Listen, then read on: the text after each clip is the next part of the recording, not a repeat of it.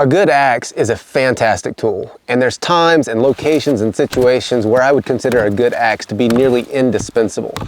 But they're heavy. Nobody wants to go on an extended backpacking trip carrying 5 pounds of steel. There might be times when you need to split relatively large wood, and without a hatchet or an axe or a large knife to baton, that can be a little bit challenging. But with the right techniques, you can do it with just a folding saw.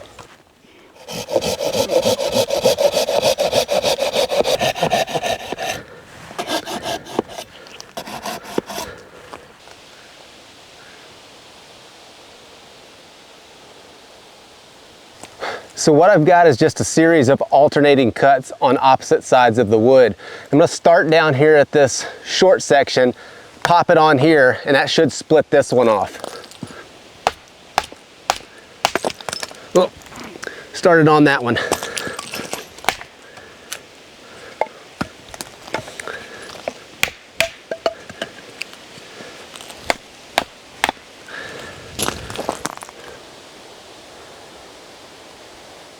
So this is going to work best on wood that doesn't have a lot of twist or a lot of knots. So on a recent video, I showed how to make an adjustable pot holder with just a couple of Y branches and some paracord. So that adjustable pot holder is pretty cool, but what happens if you don't have any paracord? No worries, as long as you got a saw, we can make one out of just a stick. So we're going to start just by getting an estimate on the width of our upright.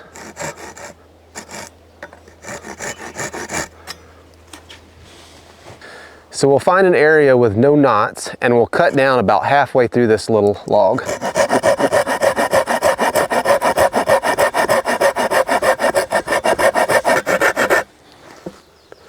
We're going to end up popping this piece out, so if you need to make some additional cuts to make that easier, go ahead and do that. Next, I'm going to come to one side, I'm going to slant my saw blade in just a little bit, and we'll make another cut to the same depth. And we'll do the opposite on this side.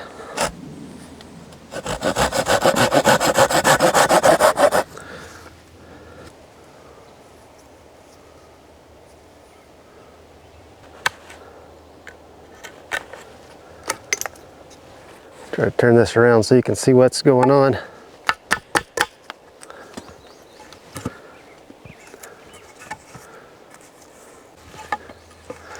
So we'll just kind of clean that up a little bit.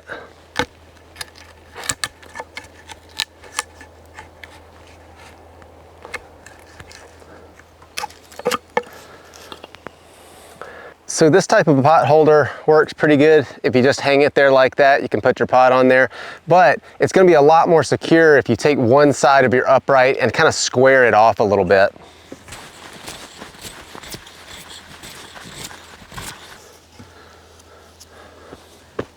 Bam.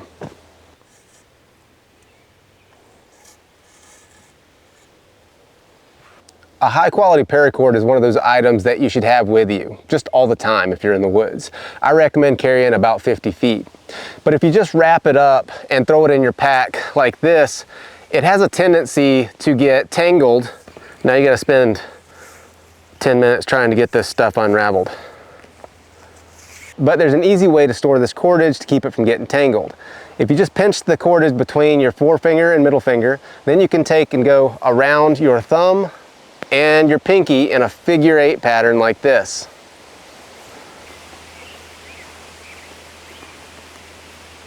Now a couple feet before you're finished, you can take your cordage off, go a few wraps around it,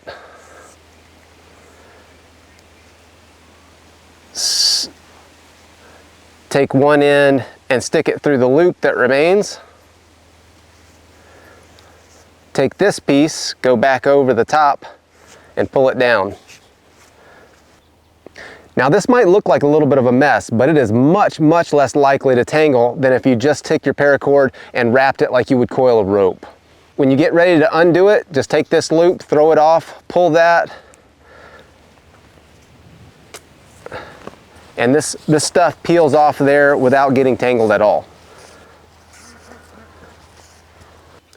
So one other quick tip on paracord is not all paracord is created equal. There's a lot of stuff online that has like a polyester filling inside that really isn't useful for all that much. The good quality mil-spec paracord is going to have multiple plies inside, and each one of those plies is made up of an additional 3 plies. By removing the internal plies out of the sheath of this paracord, you can have a lot more cordage for a variety of projects. On Season 8 alone, I use the internal cores to make a gill net and a landing net. So here's one you've seen before with a twist. Now I always carry a lighter with me, and you'll notice this lighter has tape wrapped around it. But here's the thing, not all tape is created equal. This lighter has electrical tape. Now electrical tape is great for a lot of different things, but in a survival situation, its uses are fairly limited. Here's why.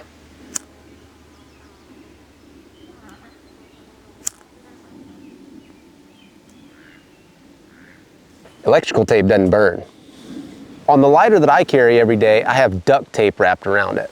Duct tape, well, it's duct tape. It's got a bazillion different uses. I've used this stuff to patch holes in kayaks. I've used it to patch holes in tents. I've used it to reinforce the corners of plastic bag shelters that I've made, and it makes a fantastic fire starter.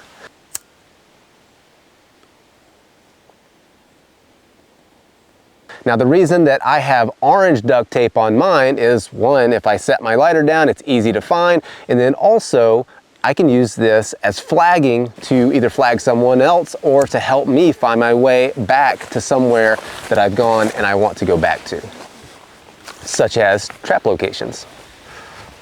After a long day of hiking, it's so nice to get out of your hiking boots and slip into a nice, comfortable pair of camp shoes.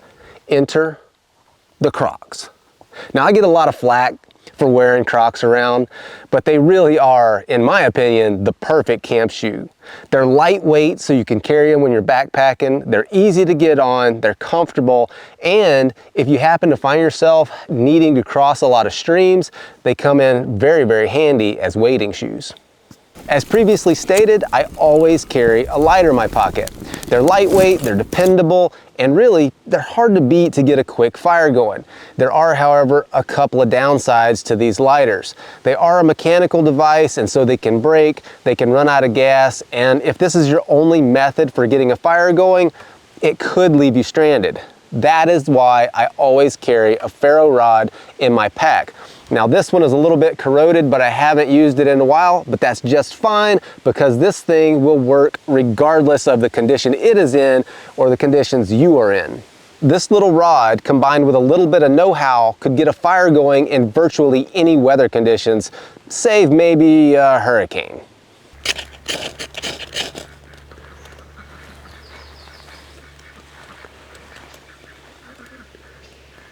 Anytime that I'm out backpacking or camping, I've always got a headlamp with me. And there's been a couple of occasions where my headlamp has run out of batteries. And that is the last thing you want to be dealing with when you're trying to find your way out of the woods off trail at night. And so what I started doing was carrying a little backup light. This is a Photon Freedom Micro. It weighs virtually nothing. You put a little watch battery in the back there, and you're probably not going to be able to tell how bright it is out here in the daylight, but in the dark you can really tell. This thing is very bright. It's got a little LED light on there, and by holding the button down you can actually adjust the intensity of the light so you can save battery. But I think this thing on its highest setting will burn for something like 16 hours. Don't quote me on that, but it's a long time. I just keep one attached to my bino harness all the time. Another thing that I keep in my pack all the time are these little snap carabiners here from Black Diamond. These things come in great for just clipping things to the back of your pack, and also if you need to rig up a quick block and tackle to hang a bear bag or something like that, these will make it go a lot smoother. All you need is a few of these and some paracord. So it's starting to rain a little bit, which is a perfect segue to my next topic, which is finding good dry tinder to get a fire going in wet weather. Now that can be a bit of a challenge because all of your fine fuels are wet when it's raining, of course. But one place that you can always find good dry tinder is on the inside of standing dead snags. And that's because that internal wood is not as affected as the external wood by environmental moisture, whether it be rain or even high humidity. In my experience, conifers are going to be your best choice because, again, in my experience, conifers fluctuate less. The moisture content in conifers fluctuates less with environmental moisture, whether that be rain, snow, or just high humidity. But if you don't have any conifers available and you can find standing dead deciduous trees, you can still make it work with some proper technique. Now, just to illustrate this, I've got this piece of aspen here, which is a poplar species that we split earlier. And just to get to the internal on this, I'm going to baton it with my little knife and split this one step farther. Now again, the internal wood on this is going to be much drier than the outside because it rained all day yesterday. If I were to stick a moisture meter in the outside of this, it would probably measure 40–50% moisture on the outside, and it would probably measure something like maybe 15 or 20 on the inside, which is still relatively wet when it comes to fire starting materials, but we're going to be able to dry this out with our ferro rod. First thing we're going to want to do is make a feather stick. Now for me, it's easiest to make a feather stick if I just take my knife, stick it in the log, and move the wood against the blade instead of the other way around. We're creating little fine curls of wood here that are going to dry out much faster when we start shooting sparks against it. The best way I've found to dry out stubborn materials like this is just to take your ferro rod and put it on here and just start shaving away, shooting spark after spark into this. That's going to generate enough heat to dry this tinder out and make it catch flame.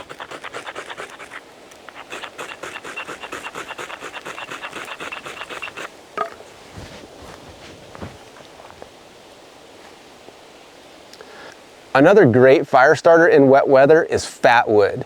Fat wood can be found in the stumps or heartwood of a lot of different conifer species. Things like ponderosa pine, Doug fir, longleaf pine, things like that.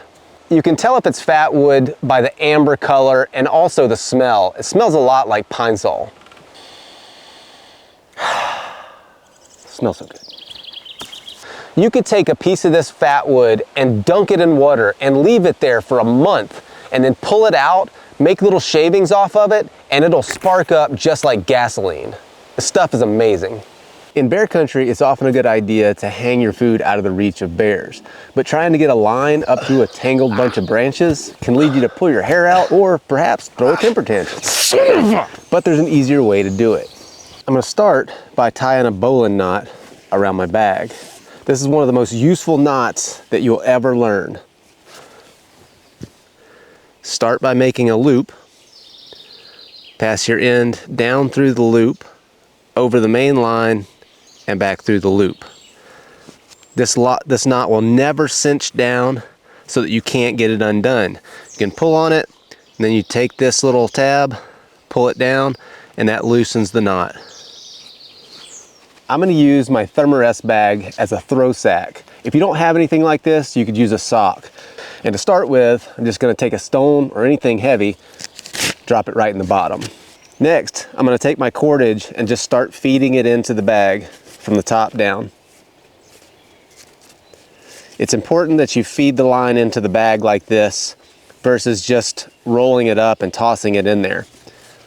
Now I'm just going to take the draw cord, close it just a little bit. You want this line to be able to peel out easily. If all you need to do is hang a lightweight bag, then simply throwing a line over a branch is probably going to be sufficient.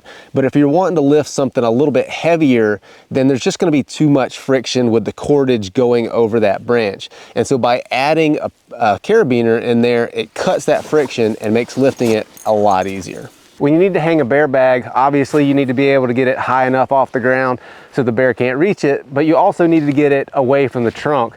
Black bears can climb like squirrels, and if it's too close to the tree trunk, they're just gonna climb right up the tree and grab your bag. So I've got a nice stout branch coming off this pine right here. Just gonna take my throw bag, toss over there, and I'll show you how to hang a bear bag with just one piece of paracord. Beautiful. All right, so I've got one side attached to my bag here, and the other side, I've got one of my carabiners through there. I'm just gonna take this carabiner and snap it right on to this main line that goes to the bag. Now, we're gonna run this carabiner up, right up into the branches. Now I wanna hold both of these lines that snap through that carabiner because I don't wanna just make a loop around that branch. That's not gonna do us any good. So once we've got the carabiner up in there, I'm just gonna take this and secure it around this tree. So if you take a stick and put in your knot here, you can tie just a regular old overhand knot and let it get tight, and then you can break the stick to get it out. All right, so we've got our line secured to the tree. Now we'll just take this line that goes up through the carabiner and pull on that, and up goes our bag. Now I want to leave this hanging underneath that branch. I don't want to pull it right up to the branch because a crafty bear will climb right out that branch and grab it. So in order to fasten this, I'll just go around this tree.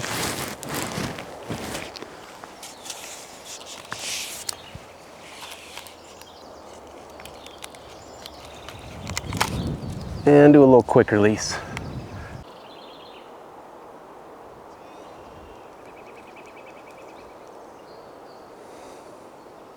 If you like doing cool stuff in the woods, hit that subscribe button because we will be back with more tips, tricks, and hacks that might just save your backside. Peace out.